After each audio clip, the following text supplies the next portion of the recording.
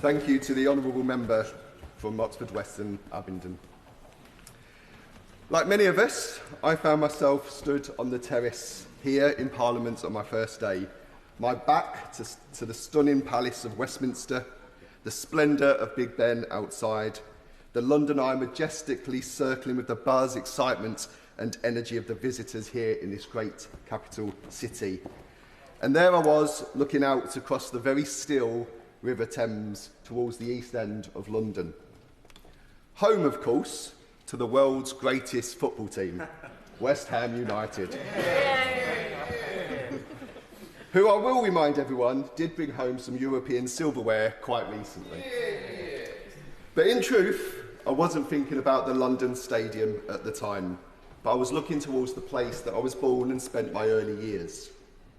I recalled the young 14-year-old in his first year of his GCSEs who was slept on a double mattress on the floor, alone, with just his mum and his sister. A little lad who had nothing left to his name and who was regularly bullied at school for the length of his trousers. And I can tell you, there is nothing more stark, more devastating, and actually more heartbreaking than seeing your mum's face, a very proud lady who, with the primary focus in life to look after her babies, found herself working tirelessly but still lost the home that we lived in. Now, those times were rough, but I was so fortunate to have the very best and most inspiring women role models around me. My mum and my sister, who showed me that strength of character, resilience, and the importance of kindness, regardless of the situation, is what will carry you through. And that time, what we had were many friends and families and a community who rallied around us to give us support, give us a roof over our heads. And that told me that there were people out there who cared, people out there who would give you hope, and it's hope that what we need. That experience absolutely changed my life and set a direction of travel for me to work hard, to do well, and to never ever want to see anyone in that same position again. And here I am today, July the 18th, on my 47th birthday.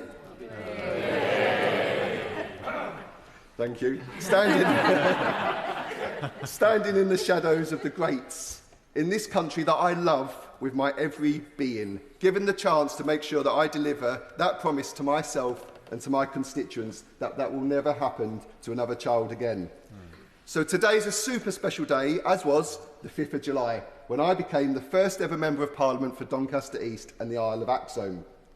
Let me take this opportunity to acknowledge the hard work of Andrew Percy, who residents spoke to so fondly on the doorstep as one of a great constituency MP, and to Nick Fletcher of the Don Valley, whose work in promoting mental health in men is very dear to my heart, having lost a cousin a few years ago.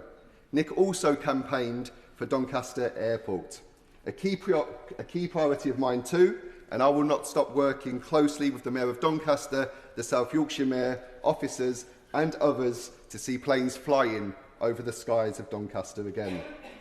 Now, it really isn't hard to see why we all care so much for my beautiful constituency, and I'm going to tell you a little bit about why I adore it so much. Now, 30 years ago, I met my best friend, my wife, who is from that constituency. She introduced me to Yorkshire, and I fell in love with the place in the same way that I fell in love with her at 18 years of age. And she's been by my side ever since. Doncaster East and the Isle of Axholme is my home.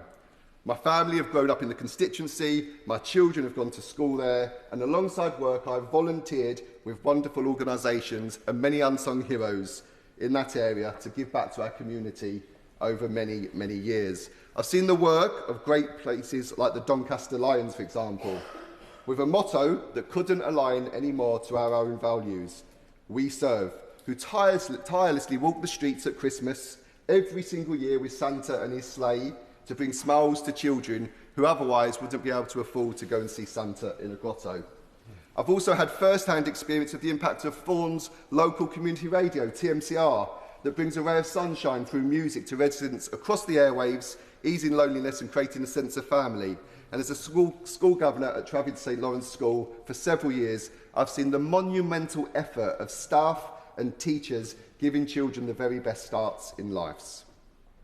Community spirit could be found in every single pocket of the new constituency, from the urban, proud former mining areas and charming towns of Doncaster East to the fertile agricultural farming areas, quaint towns and villages of the Isle of Axholme in North Lincolnshire, through to the thriving local independent businesses and attractions like the Yorkshire Wildlife Park.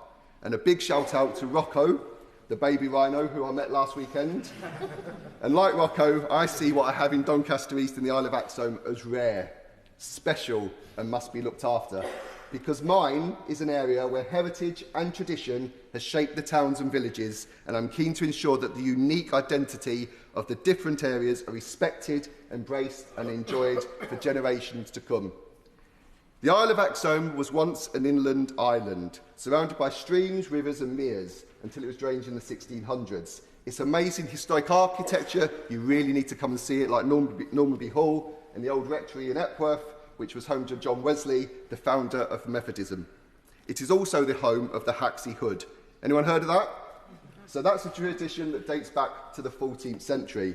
Lady de Mowbray was riding through Westward Side or towards West Side.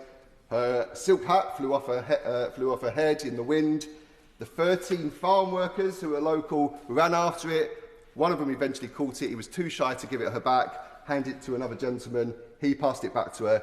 But the whole thing caused such amusement that she dedicated 13 acres of land so that every single year, the year after, they would have the same process reenacted.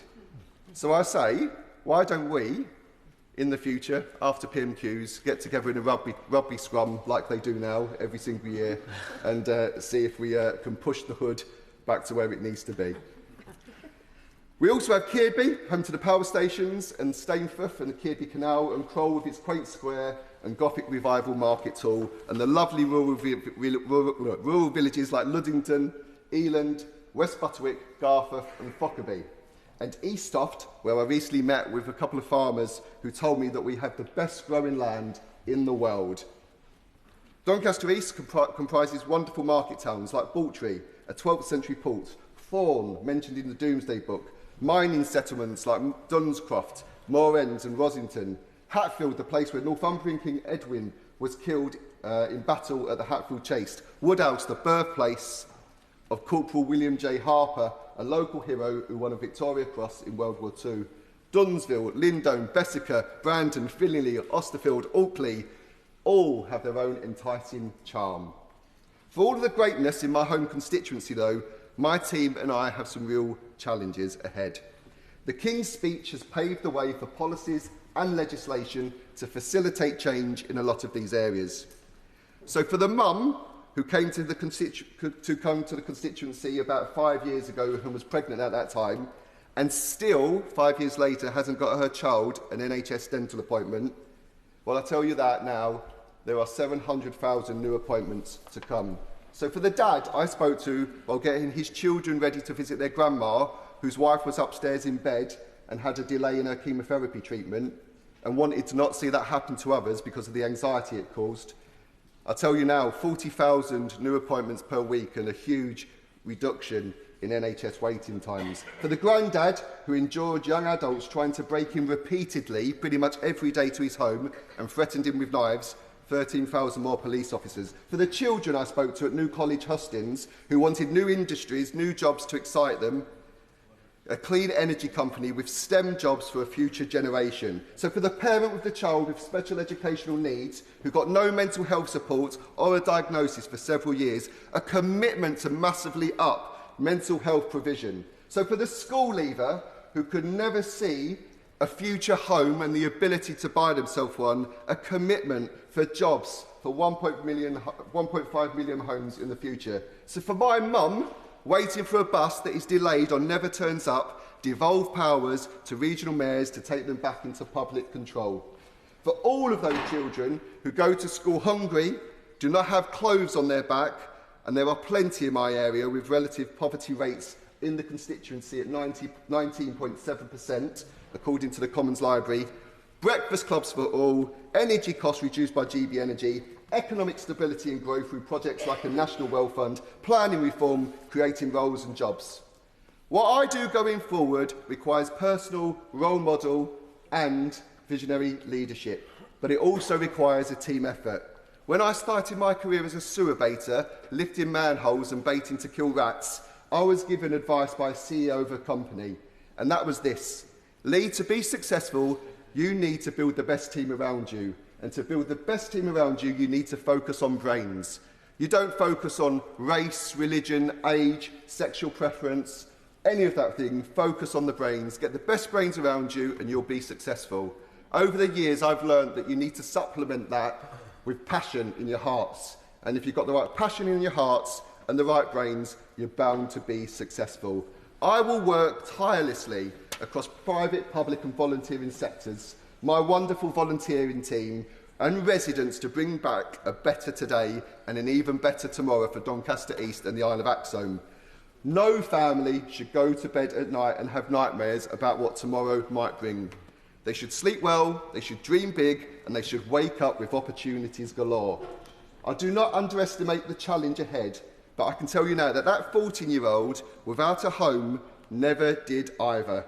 And let me be witness as I'm stood here today to that. So thank you to every single resident in Doncaster East and the Isle of Axholme for putting your trust in me. I am your voice here in Westminster, I am your voice here in the constituency, and together we will make a difference. Yeah.